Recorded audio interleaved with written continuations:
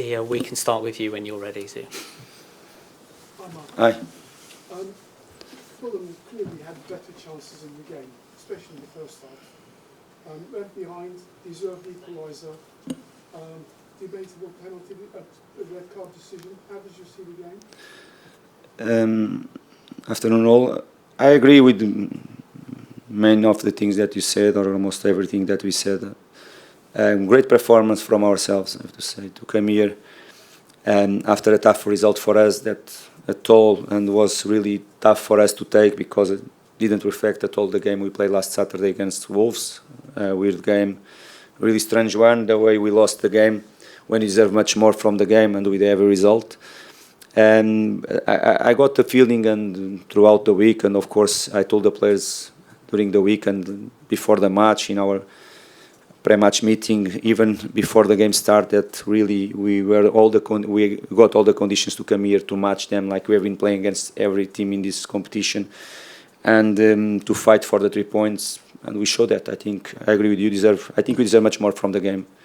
Deserved clear to win the game. The chances they created against a very good side. Of course, Tottenham had very good chances too, but overall, looking to the game, I think we had more. We had more control of the game, and performance-wise, we did really well. Great first half from us. Very good chances. Control of the game. Apart from the first minutes where the first pressure of Tottenham created a bit problems for us. When we found the right moments to beat that pressure, I think we did it well almost always. We know how they are strong, how they can press really high. Most of their goals come moments where they press high and the turnovers from themselves. We did control really well the situation, and it's not easy to be on the front foot always against a team like Tottenham when they have Son this afternoon, not Solanke, but Werner, and with Johnson or Kulusevski in that front line, plus always Maddison to provide the right passes for them, and we did it very well first half, even though we could start the second half, because the first chances in the game, second half, they were from ourselves. Great chance from Issa, another great chance from Alex Yobi before we conceded the goal. And they are the moments that you have been more ruthless, and the moments that you are controlling the game, you cannot give the chance like we gave. I think we were not unbalanced at all. The way we conceded the first goal has to come on the top, a little bit more responsible from ourselves to don't concede the goal. We did it. And great reaction from us. First, with the two players they come in, Tom Carney and Darren Wilson, they made a massive impact in the game. Great goal from us. And when the game was open for both sides, with more two changes for us, of course, Adam and another player, they were ready to go in the last 10 minutes, 15 minutes of the game. Came the right card and changed completely the mindset from ourselves. We changed the formation. We closed with 5 at the back plus 3 midfielders. We know that they are strong on the sides. We want to block on the sides for them, and the reality that we didn't give any chance for them, even with the 10 man during the last 15 minutes of the game. Tom. You want to know about red card, my vision about red card? Okay. We all know Tom Carney, and he's not a malicious player at all. Even sometimes, honestly speaking with you, I'm the first one to pushing him more to be more aggressive in the right way, of course. But looking for the images, you have to accept it. He was unlucky. Okay, good reception for Kulusevski. Tried to go on the ball, and he stamped his leg. And if you want to look just to the picture and to the images, you have to accept the red card. Tom. Marco, there was no Andres Pereira in the squad today. He's given an interview in the last week or so in Portuguese, speaking about how it was unfortunate, in his words, that a move to Marseille broke down in the summer, and he's looking ahead to the January window. He's come out today and put on Instagram that he thinks that his words have been maliciously distorted, being translated. Is that why he wasn't in the squad? No, not at all. Not at all. It's going to be. No, not at all. Not at all.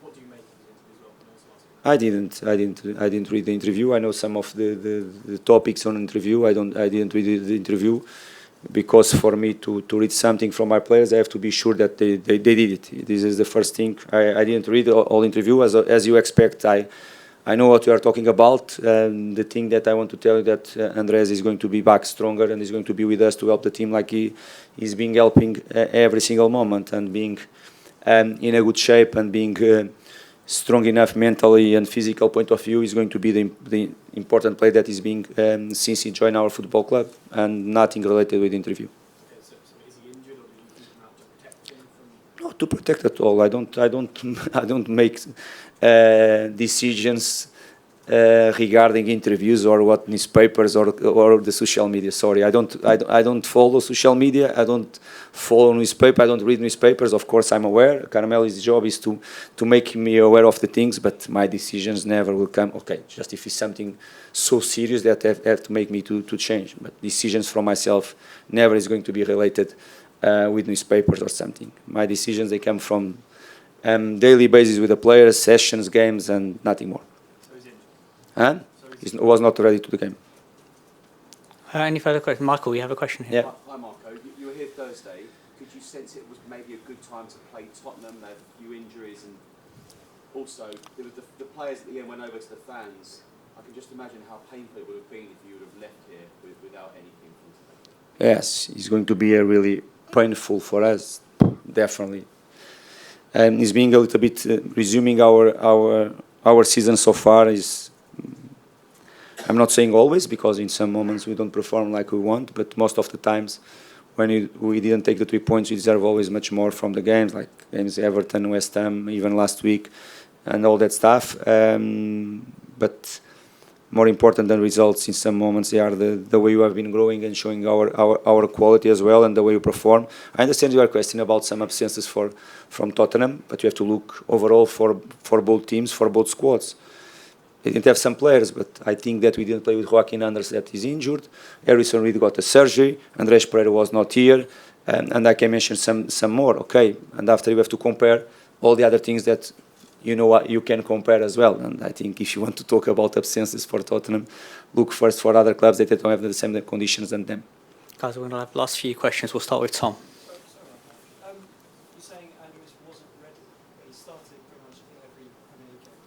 Was he injured or was he not? No, it was during the week. It was the technical decision from myself. Question here from. Mark, I know you just spoke about Tom's red card, but I guess generally that was a big goal for him. Has sort of guided you that he's going to now miss, I think, 3 games. Yes, really tough for us to not have a player like him. I know that he's not always playing as a starting 11 player, but Tom is the type of player that if played 10 minutes is going to have an impact. If starts the game is going to have an impact. It's really important for me. Of course, he's not a young player no more. I know his qualities. I know something that he needs to keep improving, but I love him as a football player, I have to say. Of course, probably if I got him a little bit younger, he's going to be fantastic for me, because what a player he is. Okay, sometimes to play as a second midfielder is not so easy for him right now, but he cannot play no more further on the pitch as well. We have to have the right moments for him to be on the pitch, and it's going to be a big absence for us. Definitely now that we have Harrison Reed out as well, we have him. Next game, Sasha Lukic is not going to play because he got the 5th yellow card as well. Is what I said before. If you want to look for us, we have a lot of absences as well. Let's hope we can have Andreas ready again next week to go in the way I know he can play as well with all the others around him, because we need everybody in this moment of the season. Guys, we're going to take one last question over there, Mike. Okay. Hi. Do Fulham get enough credit for the football you play? Because in the first half where Forster tipped Iwobi's shot onto the bar, that was a tremendous one-touch counter-attack which would have cut open virtually any team in the league. Do you get enough credit for the football you've been playing this season? You're right about that. It's not me. I don't need to come here to make myself better or my team better than the team is really. It's up to you. You are the guys that you analyze, with all respect, that you analyze the games, that you write about the games, and you speak about the games. I know what we have been doing in this football club, the big transformation in this football club. We are creating and building one identity in this club, step by step, losing every single season players and key players for us, not being able to keep the best players in our football club, because in some moments it's really tough for us. You are able to rebuild again. This season is again a good example. And we are here. We are here to fight, but more than that, to have proud the way you play. And I know that the fans, they are. And this is the main thing for me, and to make these players to grow individual and as collectively a point of view. Thanks, everybody. Thank you. Thank you. Thank you very much.